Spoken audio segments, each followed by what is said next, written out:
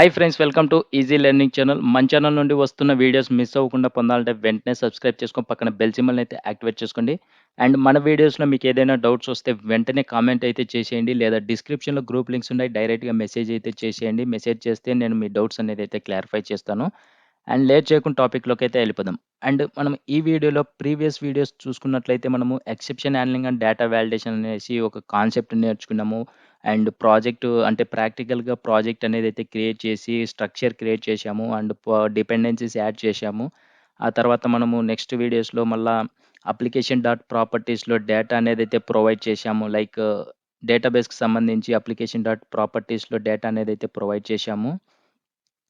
తర్వాత మనం ఈ ఎంటిటీ క్రియేట్ చేసుకున్నాము. యూజర్ డాట్ జావా అనే ఎంటిటీ క్లాస్ క్రియేట్ చేసుకున్నాము. దీనికి సంబంధించిన గెట్టర్స్, సెట్టర్స్, కన్‌స్ట్రక్టర్స్ ఇవన్నీ క్రియేట్ చేసుకున్నాము. తర్వాత ఎక్సెప్షన్ ప్యాకేజ్‌లో యూజర్ నాట్ ఫౌండ్ ఎక్సెప్షన్ అనేసి ఒక క్లాస్ క్రియేట్ చేసుకున్నాము.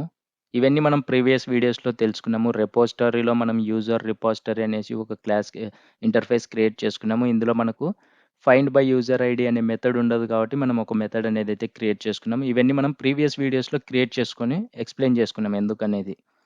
అండ్ ఈ వీడియోలో నేను service layer com dot easy learning dot service ప్యాకేజ్‌లో యూజర్ సర్వీస్ అనే ఒక క్లాస్ క్రియేట్ చేశాను.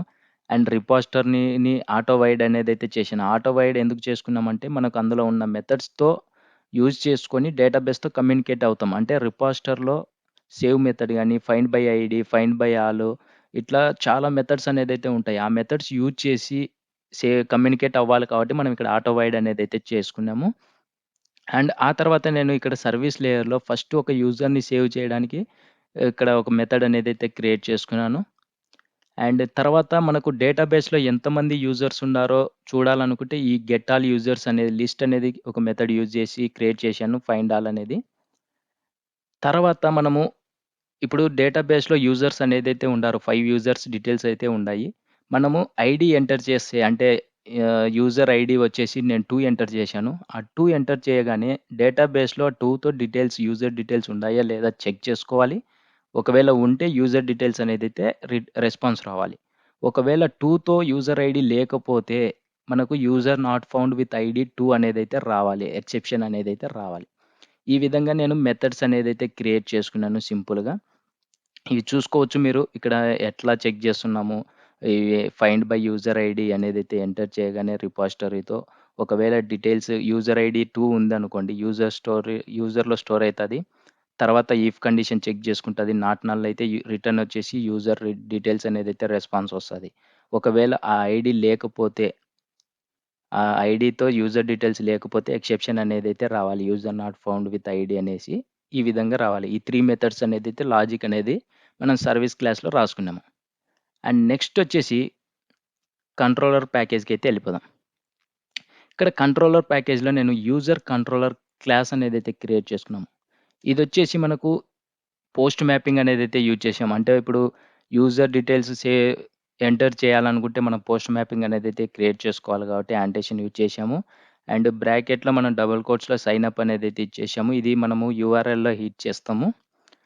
తర్వాత మనము పోస్ట్ మ్యాపింగ్ ఒకటి యూజ్ చేసాము. అంటే యూజర్ డీటెయిల్స్ స్టోర్ చేయాలి కాబట్టి పోస్ట్ మ్యాపింగ్ యూజ్ చేసినప్పుడు రిక్వెస్ట్ బాడీ అనేదైతే కంపల్సరీ యూజ్ చేయాలి. తర్వాత గెట్ మ్యాపింగ్ అంటే ఫెచ్ ఆల్ అంటే మనకు డేటాబేస్‌లో ఉన్న యూజర్ డీటెయిల్స్ అన్నీ రావాలి కాబట్టి ఫెచ్ ఆల్ అనేదైతే పెట్టుకొని మనం ఇక్కడ గెట్ ఆల్ యూజర్స్ అనేదైతే క్రియేట్ చేశాము. అండ్ ఆ తర్వాత గెట్ మ్యాపింగ్ ఐడీ ద్వారా మనకు యూజర్ డీటెయిల్స్ రావాలి కాబట్టి ఈ మెథడ్ అనేదైతే క్రియేట్ చేసుకున్నాం.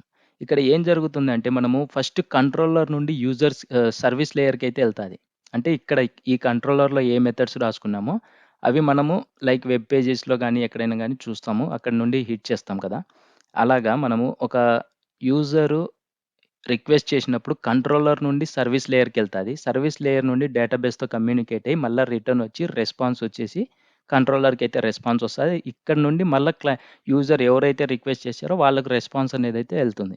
ఈ విధంగా మనకు ఫ్లో అనేదైతే జరుగుతూ ఉంటది కాబట్టి, మనం ఈ 3 మెథడ్స్ అనేదైతే ఇక్కడ క్రియేట్ చేసుకున్నామో, ఇక్కడ నుండి సర్వీస్ క్లాస్‌కైతే ఎళ్తుంది. ఆ సర్వీస్ క్లాస్‌లో మనము డేటాబేస్‌కి కమ్యూనికేట్ అవ్వడానికి మనం కొన్ని లాజిక్స్ అనేదైతే రాసుకున్నాం కదా! అక్కడ వర్క్ అయితది. అక్కడ నుండి డేటాబేస్ నుండి మనకు డేటా వచ్చి కంట్రోలర్‌కొస్తది. కంట్రోలర్ నుండి మళ్ళా యూజర్ ఎవరైతే రిక్వెస్ట్ చేశారో వాళ్ళకు రెస్పాన్స్ అనేదైతే వస్తది. ఈ విధంగా 3 మెథడ్స్ అనేదైతే రాసుకున్నాం. పోస్ట్ మ్యాపింగ్, గెట్ మ్యాపింగ్ అనేసి. అండ్ నెక్స్ట్ వచ్చేసి కంట్రోలర్ అడ్వైస్ యాంటేషన్ గురించి చెప్పాను కదా ప్రీవియస్ వీడియోస్‌లో. మనకు కంట్రోలర్ అడ్వైస్ అనే యాంటేషన్ యూజ్ చేసి ఒక క్లాస్ క్రియేట్ చేసుకున్నాము. ఈ కంట్రోలర్ అడ్వైస్ అనే యాంటేషన్ మనకు ఈ ప్రాజెక్ట్ అంటే exception handling and data validation ప్రాజెక్ట్‌లో మీకు ఎక్కడ ఎర్రర్ వచ్చినా గానీ, మనకు ఎక్కడ ఎర్రర్ వచ్చినా గానీ యూజ్‌ఫుల్ ఇన్ఫర్మేషన్‌ని ప్రొవైడ్ చేయడానికి ఈ కంట్రోలర్ అడ్వైస్ అనే యాంటేషన్ అయితే వర్క్ అవుతది. ఇది అంతా హ్యాండిల్ అనేదైతే చేస్తది. ఈ యాంటేషన్ యూజ్ చేసి మనం ఇందులో ఉన్న మెథడ్స్ క్రియేట్ చేసుకుంటే, ఈ ఈ కంట్రోలర్ అడ్వైస్ అనే యాంటేషన్ యూజ్ చేసి మెథడ్స్ క్రియేట్ చేసుకుంటే, మనకు ఈ ప్రాజెక్ట్‌లో ఎక్కడ ఎర్రర్ వచ్చినా గానీ హ్యాండిల్ అయితే చేస్తది. ఇక్కడ చూసుకోవచ్చు. ఈ క్లాస్‌లో నేను ఒక method argument not valid exception అనేసి అయితే ఇచ్చాను. ఇది మనము ఎక్కడ క్రియేట్ చేయలేదు. Method argument not valid exception అనేసి క్లాస్ అయితే క్రియేట్ చేయలేదు. ఇక్కడ చూసుకోవచ్చు కామ్.ఈజీలెర్నింగ్.ఎక్సెప్షన్ క్లాస్‌లో యూజర్ నాట్ ఫౌండ్ ఎక్సెప్షన్ అనేది క్రియేట్ చేసుకున్నాం. ఇక్కడ user not found exception dot class అనేసి ఇంకో మెథడ్‌లో రాసుకున్నాం. అంటే మనకు ఈ కంట్రోలర్ అడ్వైస్ అనే యాంటేషన్‌లో ఈ method argument not valid exception అనేది ఎందుకంటే, ఇప్పుడు యూజర్ క్లాస్‌లో మనము ఎటువంటి డేటా వాలిడేషన్స్ అయితే ప్రొవైడ్ చేయలేదు. జస్ట్ మనకు టేబుల్ క్రియేట్ అవ్వడానికి entity, table ID generated value అయితే ఇచ్చాము. కానీ ఇక్కడ డేటా వాలిడేషన్స్ అనేదైతే ప్రొవైడ్ చేయలేదు. కాబట్టి ఒకవేళ మనం డేటా వాలిడేషన్ ప్రొవైడ్ చేసిన తర్వాత, ఈ మెథడ్ అనేదైతే వర్క్ అవుతది. ఇప్పుడు యూజరు మ్యాండేటరీగా ఫోను నంబర్ ఎంటర్ చేయాలనుకోండి. అక్కడ ఫోను నంబరు ఒక 9 డిజిట్సే ఎంటర్ చేశాడు. అప్పుడు మీకేం రావాలి? ఈ method argument not valid exception అనేదైతే రావాలి. ఎందుకంటే డేటా వాలిడేషన్ యూజ్ చేస్తున్నాం. ఈ విధంగా యూజ్ చేసినట్లయితే మనము ఒక పబ్లిక్ మ్యాప్ స్ట్రింగ్ అనేసి ఒక మెథడ్ క్రియేట్ చేసుకున్నాము. రిటర్న్ ఇవ్వడానికి. ఇక్కడ ఈ ఒక మ్యాప్ అనేదైతే క్రియేట్ చేసుకున్నామో హాష్ మ్యాప్ అనేది.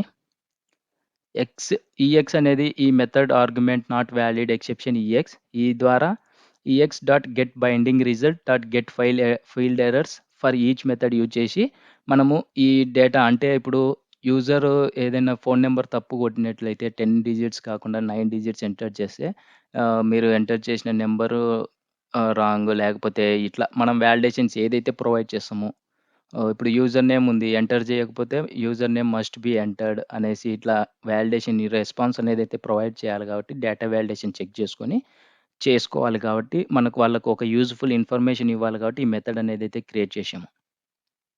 Method argument not valid exception అనేది ఇన్‌బిల్ట్‌గా మన కంట్రోలర్ అడ్వైస్‌లో ఉంటుంది. ఇది యూజర్ నాట్ ఫౌండ్ ఎక్సెప్షన్ అనేదైతే మనకి ఎందుకంటే మనం కంట్రోలర్‌లో చూసుకున్నాము. ఒకవేళ యూజర్ ఐడీ లేకపోతే యూజర్ ఐడీ ఎంటర్ చేయగానే లేకపోతే సర్వీస్ లేయర్‌లో చూసుకుందాం. యూజర్ ఐడీ ఎంటర్ చేయగానే ఒకవేళ లేకపోతే user not found exception ID అనేదైతే ఇన్ఫర్మేషన్ ఇవ్వాలి కాబట్టి మనము ఈ ఈ అప్లికేషన్ ఎక్సెప్షన్ హ్యాండ్లర్ క్లాస్‌లో మనం ఈ మెథడ్ అనేదైతే రాసుకున్నామో, ఒక యూజ్‌ఫుల్ ఇన్ఫర్మేషన్ అనేదైతే క్లియర్‌గా ప్రొవైడ్ చేయడానికే ఈ మెథడ్స్ అనేదైతే క్రియేట్ చేసుకుందాం.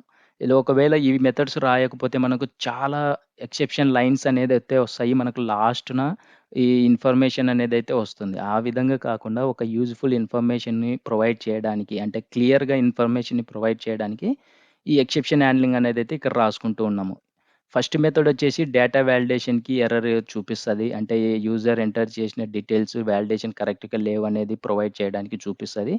అండ్ ఇదొచ్చేసి మనకు సర్వీస్ లేయర్‌లో చెప్పాం కదా! ఒక ఐడీ ఎంటర్ చేయగానే ఐడీ లేకపోతే యూజర్ ఐడీ నాట్ ఫౌండ్ అనేసి మనం ఏదైతే ప్రొవైడ్ చేసుకున్నామో సర్వీస్ లేయర్‌లో అదైతే యూజర్‌కి రెస్పాన్స్ ఎళ్తుంది.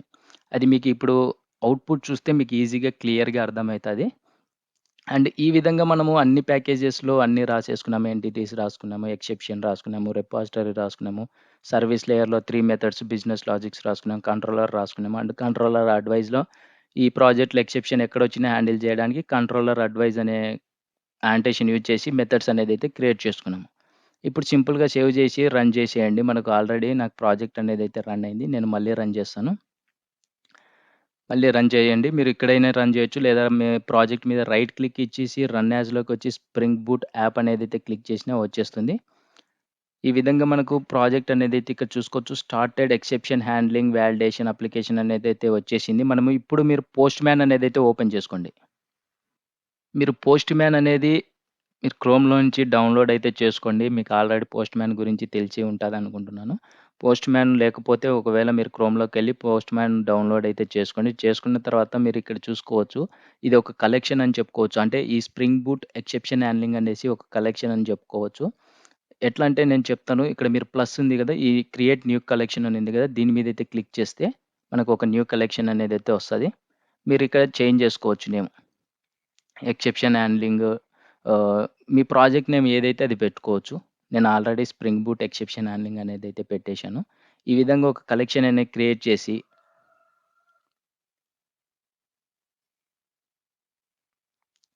ఇక్కడ చూసుకోవచ్చు. దీన్ని డిలీట్ చేయొచ్చు. మనము కంట్రోలర్ క్లాస్‌లో ఏముండాయి 3 మెథడ్స్ ఉన్నాయి. ఇక్కడ చూసుకోవచ్చు మీరు కంట్రోలర్ క్లాస్‌లో పోస్ట్ మ్యాపింగ్ ఉంది, గెట్ మ్యాపింగ్ ఉంది, గెట్ మ్యాపింగ్ అనేదైతే ఉండే. ఈ 3 మెథడ్సే నేను ఇక్కడ పోస్ట్ మ్యాపింగ్‌లో ఇక్కడ ఇచ్చాను. పోస్ట్ మ్యాన్‌లో క్రియేట్ యూజర్స్ అనేదైతే ఇచ్చాను. నేమ్ అనేది క్రియేట్ యూజర్స్ అంటే యూజర్స్‌ని క్రియేట్ చేస్తున్నాం కాబట్టి ఇక్కడ మనం సింపుల్ నేమ్ అనేదైతే పెట్టుకున్నాను.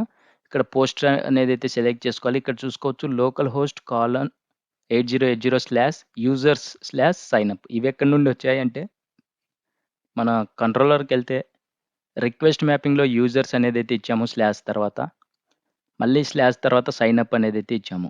ఇది యూజర్స్‌ని సేవ్ జేయడానికి. లోకల్ హోస్ట్ కాలన్ 8080/users/signup అనేదైతే ఇచ్చేసుకోవాలి.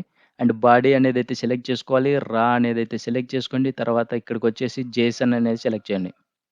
బాడీ, రా, జేసన్ సెలెక్ట్ చేసుకోండి. మనం జేసన్ ఫార్మాట్‌లో డేటా అనేదైతే ప్రొవైడ్ చేస్తాము. ఇక్కడ మనకు యూజర్ ఐడీ అనేది ఆటో జనరేటెడ్ కాబట్టి ఇది అవసరం లేదు. ఇక్కడ చూసుకోవచ్చు. నేమ్ అనేది నేను ఏది ప్రొవైడ్ చేయట్లేదు. ఈమెయిల్ అడ్రెస్ అనేదైతే ప్రొవైడ్ చేస్తున్నాను. మొబైల్ నంబర్ ఏం ప్రొవైడ్ చేయట్లేదు. జెండర్ ప్రొవైడ్ చేశాను. ఏజ్ ప్రొవైడ్ చేశాను. నేషనాలిటీ ప్రొవైడ్ చేశాను. సెండ్ మీదైతే క్లిక్ చేద్దాం. సెండ్ మీద క్లిక్ చేసిన వెంటనే యూజర్ ఐడీ 1తో మనకు ఆటో జనరేటెడ్ వాల్యూ కాబట్టి 1 అనేదైతే క్రియేట్ అయింది. నేము బ్లాంకే వచ్చింది. ఈమెయిల్ ఇచ్చింది. మొబైల్ నంబర్ గూడా బ్లాంకే వచ్చింది. ఈ విధంగా మనం ఎటువంటి డేటా వాలిడేషన్ అంటే యూజర్ ఎంటర్ చేశాడు. కానీ డేటా చెక్ చేసుకొని వాలిడా కాదా అనేది చెక్ చేసుకొని సేవ్ అయితే బావుంటది కదా! మనం ఎటువంటి డేటా వాలిడేషన్ అనేదైతే చెక్ చేయలేదు. ఈ విధంగా మనకు క్రియేట్ అయితే చేస్తూ ఉంటాము. ఇక్కడ చూడండి యూజర్ ఐడీ 2 అంటే నేను అదే డీటెయిల్స్‌ని మళ్ళీ ఎంటర్ చేయగానే 2 అనేదైతే క్రియేట్ అయింది 2తో.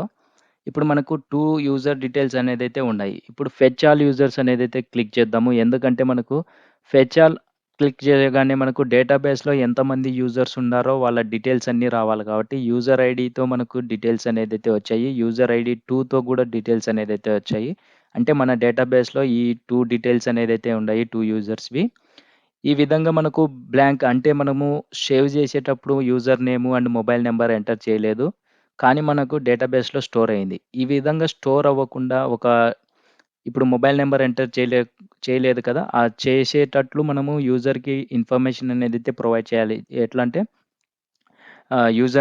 మొబైల్ నంబర్ అనేదైతే ఎంటర్ చేయాలి కంపల్సరీ అన్నట్లు ఒక ఇన్ఫర్మేషన్ అనేది యూజర్‌కి రెస్పాన్స్‌గా వెళ్ళాలి. ఒకవేళ ఇట్లా బ్లాంక్ వదిలేసినప్పుడు అది డేటా వాలిడేషన్స్ అనేదైతే యూజ్ చేయాలి. మనం ఎటువంటి డేటా వాలిడేషన్స్ అనేదైతే యాడ్ చేయలేదు. ఇక్కడ చూసుకోవచ్చు.